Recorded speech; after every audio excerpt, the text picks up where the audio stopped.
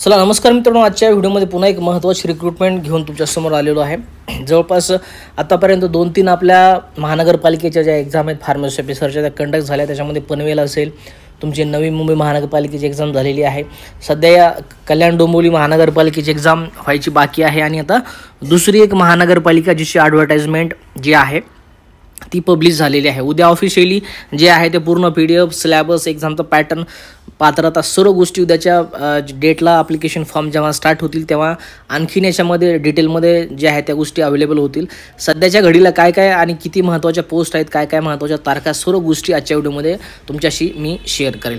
तर तुम्ही बघू शकता अशा पद्धतीने लोकमत पेपरचं जे आहे ते कात्रण आहे, ज्याच्यामध्ये तुम्ही बघू शकता मित्रांनो, ठाणे महानगरपालिका गट क गट ड सरळ सेवेची जी पदभरती आहे तर त्याची महत्त्वाची ही जी आहे ती जाहिरात आहे। गट क आणि गट डच्या रिक्त पदात ज्याही महत्त्वाच्या जागा आहेत त्याच्या जवळपास गट क आणि गट ड मिळून जवळपास 1773 पदाकरिता जो अर्जाचा कालावधी आहे ते उद्यापासून म्हणजे 12/8/2025 ते 2/9/2025 पर्यंत जे आहे ते ॲप्लिकेशन फॉर्म तुमचे ओपन राहतील। महत्त्वाची ठाणे महानगरपालिकेची जी वेबसाईट आहे ती सुद्धा दिलेली आहे, thanecity.government.in या अधिकृत संकेतस्थळावर जाऊन तुम्हाला जे आहे ते तुमचे ॲप्लिकेशन फॉर्म कंप्लीट करायचे आहेत। 2/9/2025 रात्री 12 वाजेच्या आत तुम्हाला तुमचं ॲप्लिकेशन फॉर्म पेमेंटसहित कंप्लीट करायचं आहे।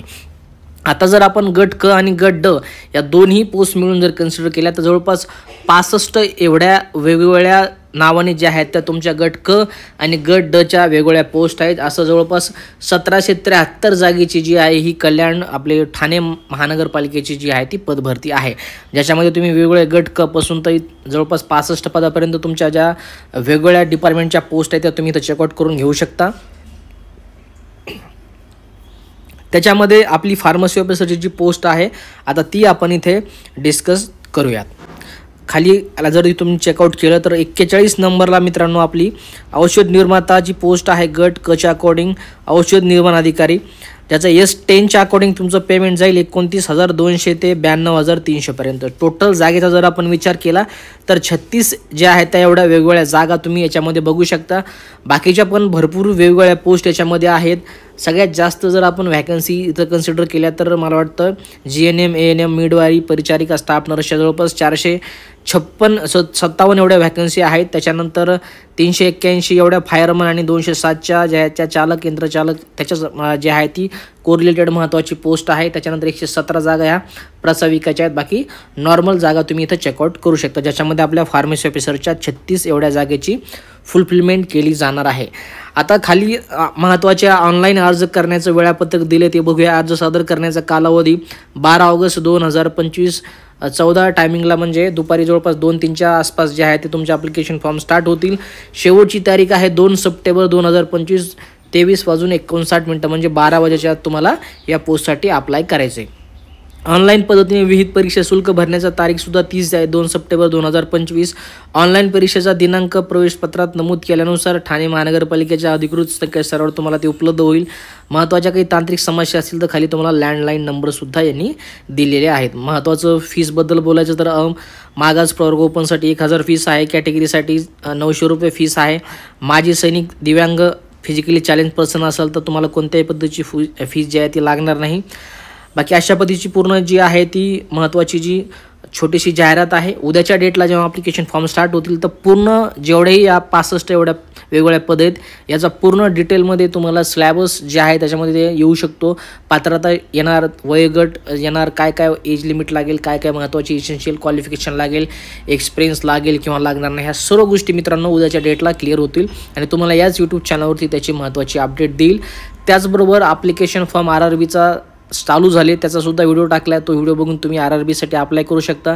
तिथे सुद्धा फार्मसी ऑफिसरच्या 105 जागा आहेत आणि जेव्हा ॲप्लिकेशन हे ठाण्याचे चालू होतील तेव्हा याचा फॉर्म कसा फिलअप करायचा याचा सुद्धा व्हिडिओ तुम्हाला याच यूट्यूब चॅनलवरती मी देईल, ज्याच्यासाठी 36 जागा ज्या आहेत त्या तुमच्या फार्मसी ऑफिसरच्या आहेत। याचा सिलेबस जर आपण कन्सिडर केला मित्रांनो तर नवी मुंबई महानगरपालिका असेल, त्याच्यानंतर कल्याण डोंबिवली महानगरपालिका असेल, DMARची भरती असेल किंवा आरोग्य विभागाची भरती असेल तर जवळपास आतापर्यंत जर कन्सिडर केला आपण तर सर्व या एक्झामचा सिलेबस जो आहे 60-40 अशा पद्धतीचा आहे।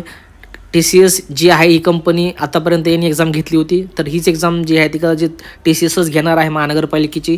आणि विशेषतः आपण जर स्लॅबच बघितला टेक्निकलचा म्हणजे फार्मसीचा, जो की 40 प्रश्न आणि 80 मार्क आहे, तर तो सर्व एक्झामचा सारखा आहे. फक्त मागची जी तुमची कल्याण डोंबिवली नवी मुंबईची एक्झाम झाली त्याच्यामध्ये फक्त 2 महत्त्वाचे पॉईंट त्यांनी ॲड केलेले आहेत. एक महत्त्वाचा ॲड केला आहे आणि दुसरं महत्त्वाचं फार्मसीचा जर आपण विचार केला तर बायोमेडिकल वेस्ट मॅनेजमेंट रूल 2016च्या मला वाटतं आहे तो एक ॲड केलेला आहे. बाकी सर्व सेम 99% सिलेबस म्हणता येईल. सर्व पदभरतीचा DMER असेल, नवी मुंबई महानगरपालिका, KDMC आणि तुमचा आरोग्य विभाग, या चारही एक्झामचा सिलेबस सारखाच आहे. त्याच्यामुळे आता जेव्हा ठाणे महानगरपालिकेचा एक्झामचा सिलेबस येईल तर कदाचित तो सुद्धा याच एक्झामसारखा असू शकतो, कारण आतापर्यंत असलेली कंपनी TCS सेम आहे आणि मागच्या सर्व एक्झामचा पॅटर्न त्यांनी एकच ठेवलेला होता. आता जेव्हा केव्हा उद्या सिलेबस जर काही आला 1 दिवसामध्ये ते सुद्धा तुम्हाला मी याच यूट्यूब चॅनलवरती त्याची अपडेट देईल. आणि या सर्व सिलेबस जे थेरीचे पुस्तकं आहेत, मॉड्यूल 1, मॉड्यूल 2 आणि मॉड्यूल 3 जे की DMER चॅनल आपण लॉन्च केले होते, त्याच्यामध्ये तुम्हाला या चारही एक्झामचा सिलेबस कव्हर झालेला आहे. ते चारही एक्झामसाठी तुम्ही थेरीचे पुस्तकं यूज करू शकता. कोणतंही नवीन पुस्तक घेण्याची तुम्हाला आवश्यकता नाही. आणि PYQची जे प्रॅक्टिस करायची असेल तर 2 पुस्तकं मार्केटमध्ये आहेत, औषध निर्माण आहे, टार्गेट आहे, त्यातनं तुम्ही PYQची प्रॅक्टिस करून घेऊ शकता. 15-16 हजारपेक्षा जास्त MCQ तुम्हाला या दोन्ही पुस्तकामध्ये अवेलेबल आहेत. त्यातनं तुम्हाला प्रॅक्टिस करण्यासाठी ते जे आहे ते सफिशियंट आहेत. बाकी उद्या जेव्हा ॲडव्हर्टाइजमेंट येईल तेव्हा पुन्हा आपण याच्यावरती चर्चा करूया. तर बघता एवढंच, भेटूया काय पुढच्या महत्त्वाच्या अपडेट्ससोबत. तुमची काळजी घ्या, अभ्यास करा. जय हिंद, वंदे मातरम.